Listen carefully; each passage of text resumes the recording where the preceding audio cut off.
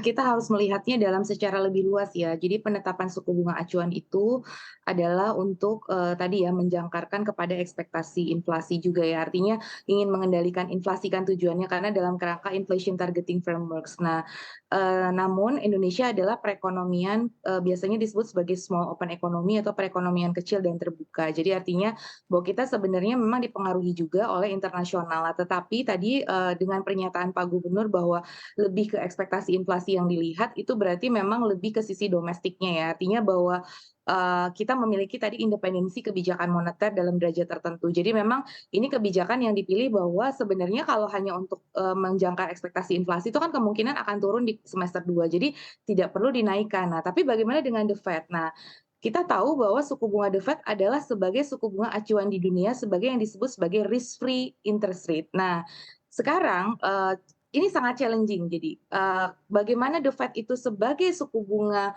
risk free itu sekarang menjadi challenging kenapa? Karena Amerika sendiri sekarang nggak stabil, karena biasanya yang kita jadikan acuan itu adalah suku bunga negara itu stabil kondisi ekonominya. Nah, dulu kan dalam berapa puluh tahun terakhir US itu cukup stabil ya, dolarnya ataupun juga dari sisi yield treasury-nya sebagai acuan bagi seluruh dunia. Nah, tapi masalahnya sekarang dengan kejatuhan bank dan lain sebagainya, US-nya sendiri nggak stabil gitu loh. Nah, apakah, itu yang menyebabkan menjadi mungkin Bank Indonesia memikirkan bahwa lebih tepat kita untuk, ya lebih ke lihat ke domestiknya aja dulu deh, karena globalnya sendiri sedang uncertain, seperti itu. Kalau saya memandangnya jadi bahwa, faktor, kondisi ekonomi domestik itu yang lebih menjadikan bobot kenapa suku bunga BI itu dipertahankan. Apakah itu tepat atau tidak? Ya tadi, Indonesia tetap bukan sebagai closed economy, tetap ada pertimbangannya untuk perekonomian terbukanya, karena kan harus mempertimbangkan capital outflow dan lain sebagainya. Tapi dengan kebijakan-kebijakan yang ada mungkin Bank Indonesia dan pemerintah cukup yakin bahwa tetap, bisa menjaga, capital flows dan rupiah, sehingga tetap percaya untuk, menahan suku bunga, karena kalau ekspektasi inflasinya sebetulnya akan turun, seperti itu.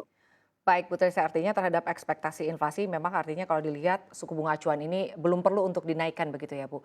Lalu saya ingin ke Betul, iya. Pak Tauhid. Ya, Pak Tauhid, tanggapan Anda terkait Bank Indonesia yang akhirnya tetap menahan suku bunga acuannya di 5,75% dan bahkan apakah ini sebetulnya juga sudah tepat keputusannya kalau menurut kacamata Anda? Ya, dalam, sifatnya jangka pendek saya temporary ya, dalam, bulan ini saya kira masih relatif relevan ya. Yang pertama kalau dalam perspektif, Bank Indonesia memang, basisnya adalah inflasi inti yang kita tahu berada pada level 3,2 begitu ya. Dan sampai akhir tahun kemungkinan juga, sekitar 3,2 sampai 3,3. Artinya kalau target Bank Indonesia 3 plus minus 1 sebenarnya itu masih, standpoint-nya cukup tinggi begitu, artinya ya relevan dengan situasi saat ini. Namun kita juga lihat bahwa, faktor eksternal tidak bisa dilupakan begitu ya, karena kalau kita lihat, The Fed sekarang pada 4,5, sebenarnya semua negara sekarang juga cukup melandai kebijakan bank sentralnya, potensi kenaikannya relatif melandai begitu. Kalau The Fed kemungkinan sampai akhir tahun paling tinggi sekitar 5 sampai 5,5, artinya masih ada potensi menaikkan, tingkat suku bunga. Memang, problemnya adalah, seberapa jauh nilai tukar kita bertahan ya dengan, situasi ini. Karena kalau kita lihat, melemah lagi nih dalam beberapa bulan terakhir ya. 1 bulan terakhir saya kira, kembali ke angka 15.300 begitu. Jadi tidak bisa, kalau misalnya hanya, asumsinya hanya, katakanlah, terkait dengan, inflasi inti, tapi juga faktor-faktor lain yang, kita lihat bagaimana nilai tukar dan sebagainya. Memang untungnya adalah bahwa dalam 1 bulan terakhir ini capital inflow cukup baik ya, sekitar $6 miliar gara-gara memang kebijakan DHE.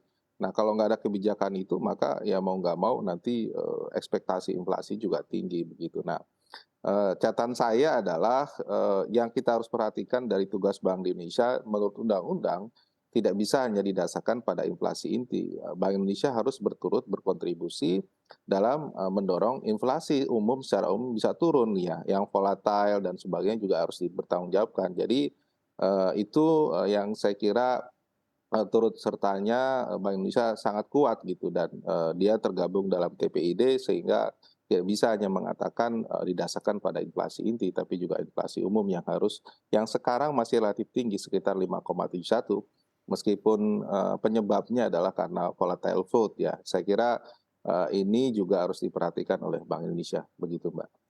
Baik Pak Tauhid, tapi jika kita berbicara Pak mengenai pergerakan rupiah ya, beberapa waktu ini rupiah kan terus berada dalam tren pelemahannya ya, dan kita juga tahu bahwa nampaknya memang The Fed masih akan bersikap hawkish di sepanjang tahun ini terkait dengan suku bunganya. Tapi kita juga lihat bahwa ternyata di beberapa minggu ini ternyata ada beberapa bank yang memang kolaps begitu di Amerika Serikat. Nah, kaitannya dengan pergerakan rupiah, Anda sendiri melihatnya akan seperti apa pergerakan rupiah untuk jangka pendeknya saat ini? Ya, saya kira masih ada sinyalemen melemah tapi sedikit begitu ya.